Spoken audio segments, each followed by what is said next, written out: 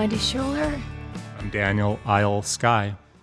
And we have Lenny with us again on this podcast. The topic today is loneliness, and sometimes that can prevent you from dating. You're so lonely, you don't go out, you mope around at home.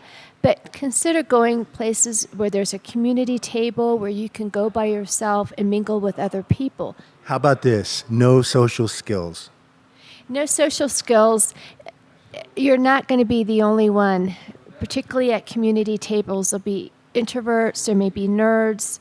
Where are these community tables? I never heard of them before. Oh, You keep thinking about Britain. We're in America, girl. and I now if know, I'm I a know, player, would they but, see me walk? There's that. That Okay. guy is comes in every day at noontime, looks for the single girls, and if there's none here, he walks out. He's creepy. okay, coffee shops very often have community tables. In fact, I've sat down by myself at coffee shops here in the States and talked to people. Okay, so you're a guy. You're sitting at one of these, quote, community tables, and you're doing what you're doing, and some woman comes down and sits at the table, maybe next to you, maybe, I'll give you a better one. One that happened to me. When the restaurant's full, and when we're in the restaurant, and a single woman comes in. She was older than me, by the way. And I didn't go, first thing I didn't think was, how old is she, what she looked like, do I like her? Be nice to strangers. They were going to put her on the waiting list. And I got the vibe she was sociable enough that she wouldn't mind eating with somebody else. So you go, hey, to the hostess, if she likes, you can seat here with me. And I don't look at every woman as my target. Bingo, Lenny, you know why? Because now, and I hadn't thought of this till you just mentioned it, because until you just mentioned it, I was just being nice and social. But now, it's going to work to my advantage that there's a woman sitting there with me. Some women that have come into my business and they see me and they say, oh, I saw you at this coffee shop the other day, but you were with someone, so I didn't come by and say hello. No. Well, kind of. When a woman sees you with another woman, it doesn't matter what you look like and who you are. They want to know what that woman's doing with that guy. No, not necessarily. You're pre-qualified. You're pre-qualified. Okay, if I see a guy with a woman, I don't assume it's his mother or sister. I assume it's a date. And so I go by and don't give him another glance. You're weird. No, I look for the single guys. Okay. But even though you're weird, most girls, most people would still think, I wonder what she sees in him. Maybe so, but I think Wendy is correct. In my mind, I think that any woman that sees a guy sitting with another woman, they're dating. Even if they're across the table from each other. Or Never make that assumption. I always do, and I will. I'm not going to horn in on Here's anything. this is why people are lonely. Could Do be. you have any idea how many times you've been wrong? I guarantee half the time. No, I have no clue how many you don't, times I've been because wrong. you didn't ask. And I have no way of finding out. Okay, so different, same scenario. Now there's a guy and girl sitting at the Okay, table. no, wait. So you're sitting at a table with a friend of yours and you're discussing whatever you are, and some woman comes in and sees you with that woman. They do not come over to say anything to you. I'm going to change frame here for a little bit. We have the guy and girl sitting together because this happened to me a lot. I'm interested in the girl. I don't make the assumption they're together ever. Half the time they've been brother and sister. Half the time they've been dating. Half the time they've just been friends. Half the time they're friends. The guy's been wanting to date, but they're just friends. Never make the assumption, and you don't need to. You can go up and you can talk to strangers without thinking, oh, I can't talk to those two people because they might be dating.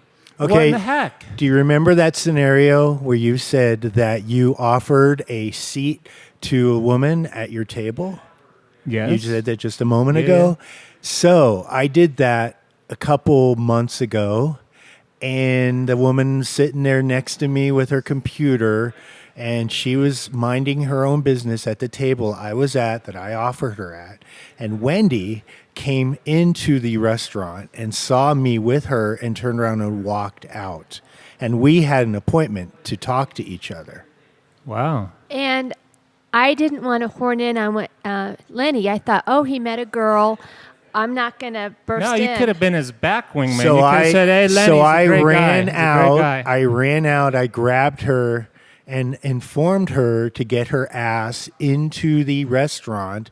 And it didn't matter whether or not, because she said, "Oh, I thought you were hitting on that girl." I said, "It doesn't matter." Okay, so this is to help people who are dating, right?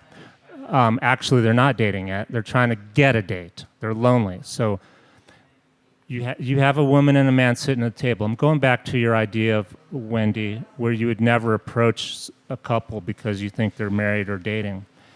And half the time you're going to be wrong. Different story, okay? Same scenario, guy, Same woman. scenario. And Daniel walks in single. And I see the girl. And I'm attracted to her. And I think, okay, they're the same age. That guy looks the same age. Then you kind of wonder, like, are they comfortable talking to each other? They're married or single? It's like a little game you play. And you want to meet her. There are other social ways that you can approach that table and briefly, not like you're standing there talking forever and you're interrupting people, making a scene. You can think of something to go up to those strangers and ask and start a conversation. I'm new in town. Do you know, is the farmer's market open on Saturday? And, Daniel, you're smooth. And then... or you can leave them alone. There's plenty of other fish in the sea. I don't approach a couple. I will not. And if I have a buddy that I think is interested in a girl like Lenny, I thought, no, let him. It's just he's probably asking her out for a date. There are a lot of fish in the sea, but there's only one for you. So I would love to carry that through to my interactions, okay, but I so don't think of those things when I'm... Here's what's next. Be polite and social. You don't stand there, in the middle of the restaurant speaking to them for 10 minutes, okay? And you got to think quick, but you can let things flow natural. Someone like, oh yeah, we love the farmer's market, and then you observe. Don't try to talk so much. Observe the two talking, because that'll gauge, are they friends, sister and brother, or are they dating or married? I'm not for rings. I can never tell in the ring, so that's my last idea. And I'm waiting till I know them a little bit, and then here's the question. So here is what you want to remember. So how do you guys know each other? Then they're going to tell me, this is, my wife, we've been married 10 years, and at that point, I'm going to bow out anyhow, because but if they're just friends, that's helpful. This happened to me. I was out with a boyfriend, and a guy was doing exactly what you're doing, trying to gauge our interaction, asked how we knew each other, that type of thing. He waited till I got up to the ladies' room and said, would you want to go out with me? And I felt very awkward, and I gave him my number. Stalking you. Well, I gave him my number. You gave me your number even though you had a boyfriend. Yes, okay. It was... What's the matter with you? Well, it was... So... Why don't you just tell him you have a boyfriend?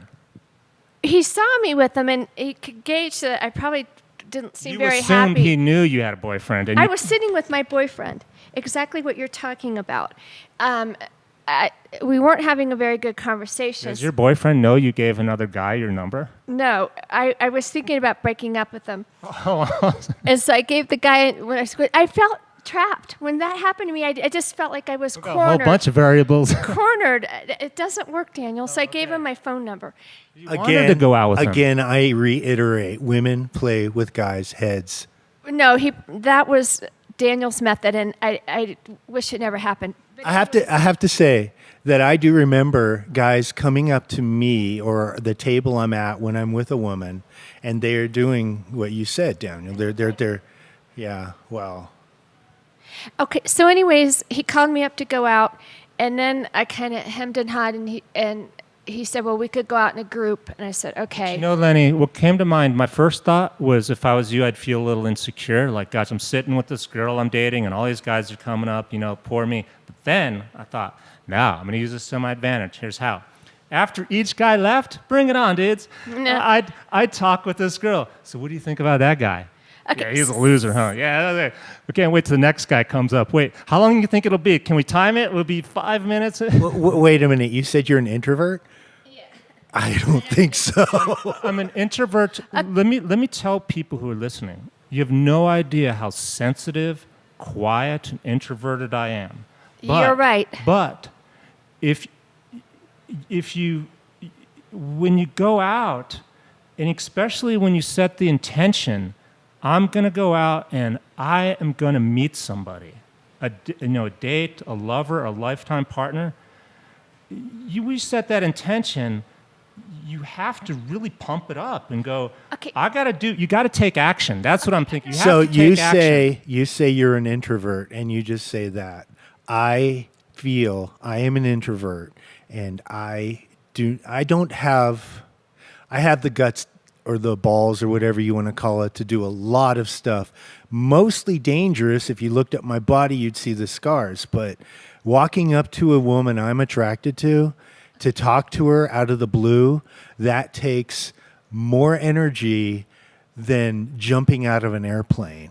I want to tell you what This the guy. is true. Most men would rather be shot at. Daniel, I'm going Go to to tell war. you how the man responded when that other guy came up and asked how we knew each other, what you were going to do.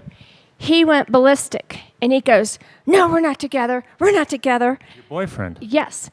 "No, we're not together." And I'm looking like, huh? And Were you his boyfriend, or did you just think you were his boyfriend? We were dating for months. But were you his boyfriend? You can be dating for months and not be yes, we were some- girlfriend boyfriend How do you know? because we had a. We might have been. I can't remember. Were you sleeping together? Okay.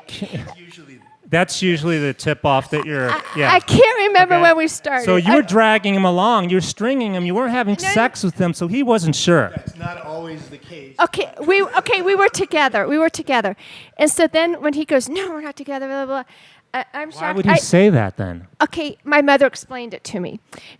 So the guy asked me out. I went out with. My mother said that was the last breath of a drowning man before he went under. Then he proposed soon after that. Why did he say she's not with me? Because that makes no sense. Just think about it. The guy, I guess, was ready to dive into a major relationship, and that was his last little, I'm thinking about it, thing. So anyways. I still can't get it. If I'm Okay. dating a girl and some guy approached the table, I can't But that's imagine what would. happened. He just felt defensive, but lied. I'm not with her. That's Okay, crazy. I know it is. So that's why we were all confused. I was very shook up after hearing it. That's why I gave the guy my number. So then I agreed to go out, but I said, "Can we go out in a group?" And then he said yes. So we went out in a group. We didn't go out after that. The guy that was at the table that we weren't together proposed, and we got married. We were together 2 decades. Happily ever after. No, we didn't. I should have jumped through the other guy. Okay, we're going to pick this up on our next podcast.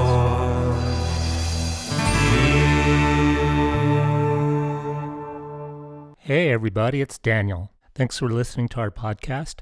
You've got to check out our website, datingcoach.coach. That's right, instead of .com, it's .coach, datingcoach.coach. Full of tips and information I guarantee you won't find anywhere else. Thanks for listening. We'll see you next time.